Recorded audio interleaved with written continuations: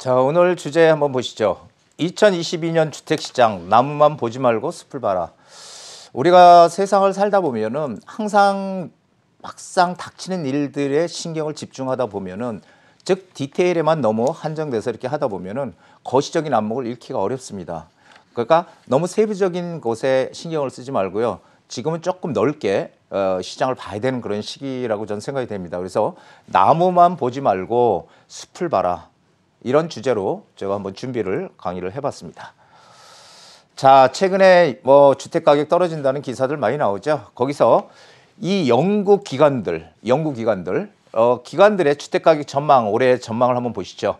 주택산업연구원 매매가 2.5% 상승, 그리고 전세가 3.5% 상승할 것이다. 이거 다 상승으로 지금 얘기를 하고 있죠. 자, 건설산업연구원 매매가 2.0% 상승, 여기 또 친절하게 수도권 3%, 지방 1%, 이렇게 지금 했습니다. 그래서 그 다음에 전세 6.5% 상승, 다 상승으로 얘기하고 있어요. 우리금융연구소 매매가 3.7% 상승할 것이다. 국토연구원 제일 높죠. 수도권 매매가 5.1% 상승, 이건 이제 전국이지만 이건 수도권 5.1% 상승한다고, 지방은 3.1% 상승. 전부 다 지금 연구기관들이 다 지금 상승한다고 얘기를 하고 있는데요. 이 가장 중요한 정부에서 통계를 많이 쓰고 있는 한국부동산원에는 지금 발표가 안 나오고 있습니다. 미발표. 왜냐하면 부동산원의 그 자료가 사실은 이게 오래 축적이 안 돼 있잖아요. 그러면은 그런 자료들이 차곡차곡 쌓여야 되는데, 지금 이상하게 이 한국부동산원에서만 지금 이런 주택가격 전망을 안 내놓고 있다는 것도 좀 의아합니다. 자, 공통점 뭐래요? 올해도 주택가격과 전세가격 상승할 것으로 다 예측들을 하고 있죠. 조금 몇 프로의 차이가 있을 뿐이지.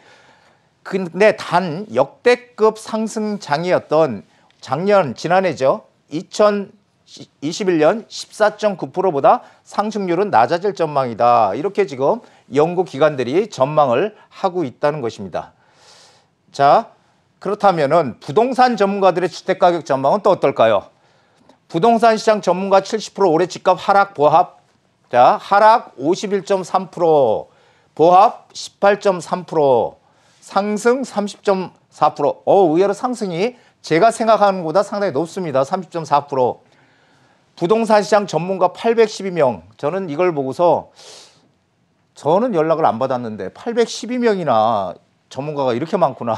저는 그렇게 느꼈습니다. 그래서 10명 중 7명이 올해 집값 하락 또는 보합이다. 이렇게 얘기를 하고 있다고 합니다.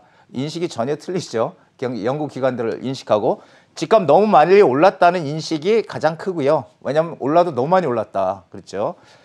그리고 단기 너무 갑작스럽게 몇 년 동안 너무 많이 올라서 조정을 받을 것이다. 그리고 가장 악재죠. 금리 인상과 대출 규제. 이 이유로 올해 집값은 하락 보합할 것이다. 이렇게 얘기를 하고 있습니다. 그럴까요, 과연? 자, 이렇게 지금 전망들이 막 엇갈리고 있죠. 엇갈리고 있습니다. 자, 지난해 2021년 역대급 집값 상승률의 가장 큰 원인 한번 보시죠. 유동성, 돈이 시중에 많이 풀려 있다는 거죠. 통화량이 엄청나게 지금 풀려 있다.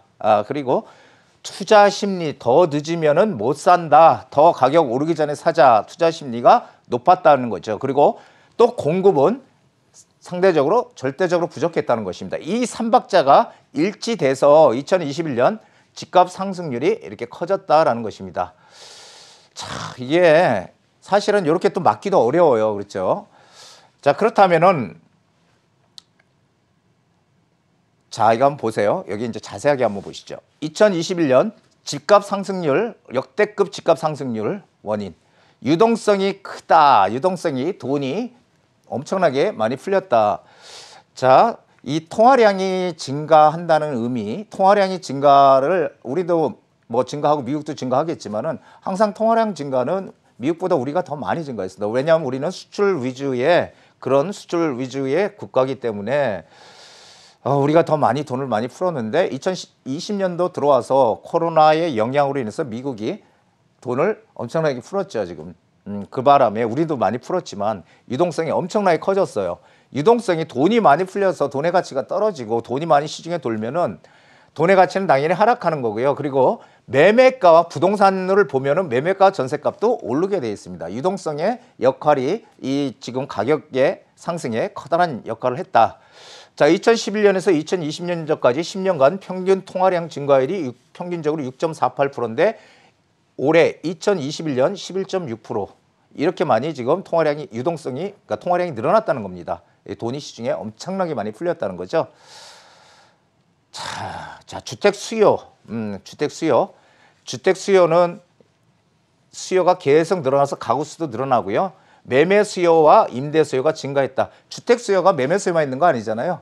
매매 수요도 있고 전세 수요도 월세 수요도 있는 거잖아요. 그래서 주택 수요가 늘어났다고 해서 무조건 다 매매 수요가 늘어나는 건 아니고요.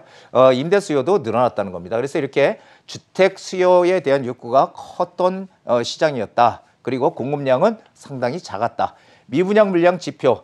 공급과 수요 어떤 게 많은가 적은가를 알려주는 대표적인 지표가 미분양 물량 지표인데 수요에 비해서 공급이 많은지 적은지를 판단하는 거죠. 그래서 그냥 간단하게 말씀드리면은 과거에 17만 호 2008년도 금융위기 때 전국 공급 물량 17만 호 정도 미분양 물량이 17만 호 정도 됐던 해가 있었고요.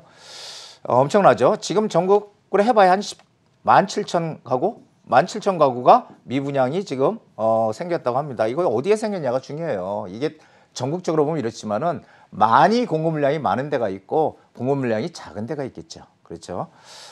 자, 그래서 이 미분양 물량 지표는 수도권을 보면은 수도권도 지금 한 1,400가구 정도밖에 안 됩니다. 1,400가구. 제가 강의할 때 말씀드렸지만은 수도권의 위험 수위에 달하려면은 미분양 물량이 15,000가구는 돼야 된다. 15,000가구. 근데 지금 1,400가구밖에 안 돼요. 그러니까 이 미분양이 많다. 이런 얘기들은 그냥 한 귀로 듣고 한 귀로 흘리시기 바랍니다. 자, 올해 시장은 어떨까요? 지난해와 다를까요? 자, 유동성 여전히 많습니다. 이 급격한 유동자금을 축소가 쉬울까요? 당장 통화량을 걷어들일 수 있을까요? 지금 금리는 올리고 있죠. 하지만 아직도 미국은 더 많은 돈을 풀고 있습니다. 단지 테이퍼링 좀 이제 통화를 축소하는 테이퍼링을 지금 하고 있지만 아직도 돈을 많이 풀고 있다. 그리고 급격하게 유동자금이 축소가 되면은 우리나라 경제에 타격이 큽니다. 예, 그러면은 우리도 또 환율도 우리는 환율이 올라가야 되잖아요. 수출하기 유리하려면은 그 원화 가격이 오히려 올라가는 그런 상황으로 몰리기 때문에 갑자기 돈을 줄일 수는 없다. 그래서 기존 유동성 플러스 코로나19 사태 극복, 복지예산 증액 이런 지금 공약들을 많이 하고 있죠.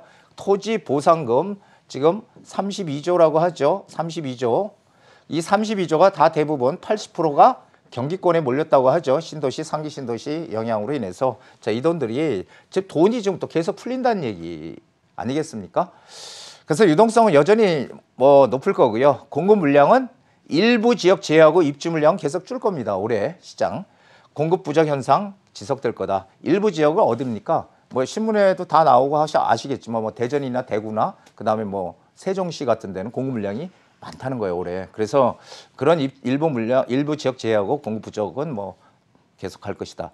근데 여기서 보면은 아까는 이 투자 심리가 높았거든요. 그렇죠? 더 이상 집을 못 사면 이제는 더 이상 기다리면 안 된다. 사야 된다.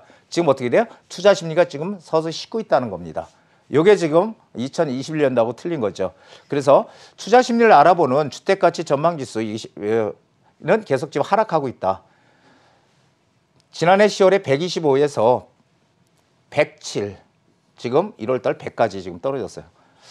투자 심리가 점점 줄어들고 있기 때문에 이게 지금 올해 시장은 두 개는 같지만 투자 심리는 줄어들고 있다. 이게 지금 지난해 시장과 올해 시장의 차이점입니다.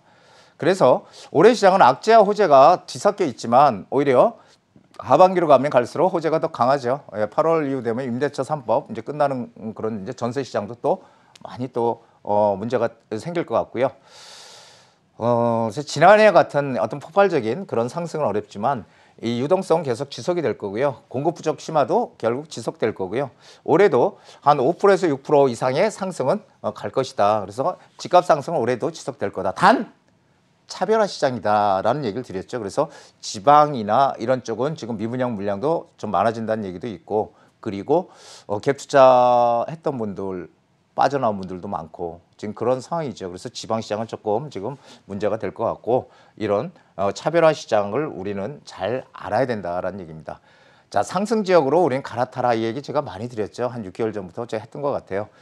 오를 이유가 있는 것은 반드시 오르는 거고요. 오를 이유 없는 것은 하락이나 보합으로 가는 차별화 시장. 이게 이제 차별화 시장이라고 저는 얘기를 해요. 차별화 시장. 예, 차별화 시장으로 진행이 될 것이다라는 얘기고요. 미래 부동산은요. 미래 부동산은 양극화가 극대화된다. 이런 시장으로 전개될 거니까 우리는 빨리 준비를 해야 된다라는 얘기를 드리는 겁니다.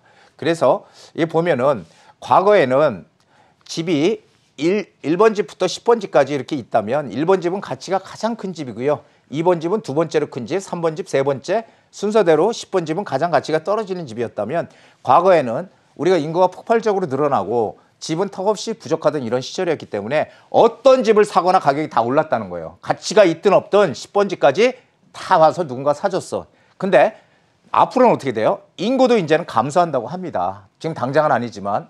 근데 주택보급률도 이제 전국적으로 한 평균 거의 104% 정도 됐어요. 이제 그러면은 과연 옛날같이 1번 집, 2번 집, 3번 집, 5번 집 가치가 있든 없든 다 팔릴 것이냐라는 거죠. 아니라는 거죠. 앞으로는 가치가 가장 큰 1번 집, 2번 집, 3번 집, 4번 집까지 팔릴 수 있을려나 모르겠는데 나머지는 어떻게 될 것이냐라는 거예요. 이게 차별화 시장으로 우리가 갈 수밖에 없는 가장 큰 이유라고 저는 생각을 합니다. 자, 소액 투자자를 위한 조언을 드린다면요. 항상 제가 말씀드리지만 거시적인 안목으로 이 당장 눈앞에 닥친 현상만 보지 말고요. 거시적으로 정책 방향을 보세요. 그래서 정책 방향에 따라 움직여라. 정책 방향 분명히 재개발, 재건축을 가리키고 있는데 재건축은 아직까지는 지금 풀어주질 않고 있다. 결론 풀겠지만은 그러면 재개발을 지금 풀어서 서울의 공급을 확대하겠다. 이렇게 지금 하고 있잖아요. 그럼 재개발 시장 쪽으로 가야 되겠네. 우리 이렇게 판단할 수 있겠죠. 그러면은 자, 재개발 시장에서 이미 재개발을 진행하고 있는 데들은 어떻게 돼요? 프리미엄 많이 줘야 되잖아요. 난 돈이 없는데 프리미엄 많이 주면 우리가 어떻게 들어갑니까? 재테크라는 건 내 재산을 불려가는 거거든요. 어떻게든지 불려가야 돼요. 그러면은 낡은 동네가 지금 서울에 많잖아요. 그런 낡은 동네가 이 재개발로 하나 둘씩 바뀌어 갈 겁니다. 그럼 이런 지역이 아무것도 없던 지역이 재개발 지역으로 지정이 되면 어떻게 돼요? 가격은 그냥 올라요. 개발이 되든 안 되든 간에 일단 오르잖아요. 그러면은 우리는 어떻게 돼요? 이렇게 바뀔 수 있는 동네를 선점해서 선점 투자를 해야 된다는 거예요. 선점 투자. 미리. 자, 지정될 곳. 이거 어떻게 합니까? 알 수 있는 방법도 있어요. 많지는 않지만. 자, 한강변과 이 역세권, 저층 주거지. 이건 반드시 개발할 수밖에 없죠. 역세권의 저층 주거지들 바로 그 지하철 앞에 낡은 동네에 있으면 그거 가만 놔둘 수 있겠습니까? 바뀔 수밖에 없는 거예요.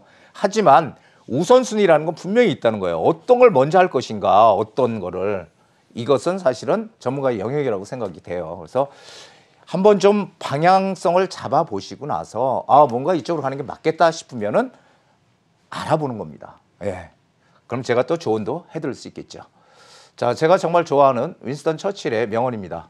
지금 시기에 딱 알맞는 글이라고 생각돼서 이걸 준비했습니다. 지금 이 하락한다는 얘기들 지금 많이 나오고 있죠. 부동산. 자, 비관론자는 모든 기회 속에서 어려움을 찾아. 기회가 아무리 많아도요. 집값이 오를 수 있는 기회가 많아도 집값은 떨어질까 이렇게 생각하는 분들은 계속 못 사. 아무리 좋은 기회가 오더라도 모든 기회 속에서 어려움을 어떻게든 찾아내려고 해요. 하지만 낙관론자는 어떻게 해요? 어떤 어려움 속에, 그 많은 어려움 속에 있어도 하나의 기회가 있다면 그 기회를 잡으려고 노력을 하는 게 낙관론자입니다. 2020년 새해에 우리 카페를 보시는 시청자분들 모두 행복한 낙관주의자가 되시기를 기원하겠습니다.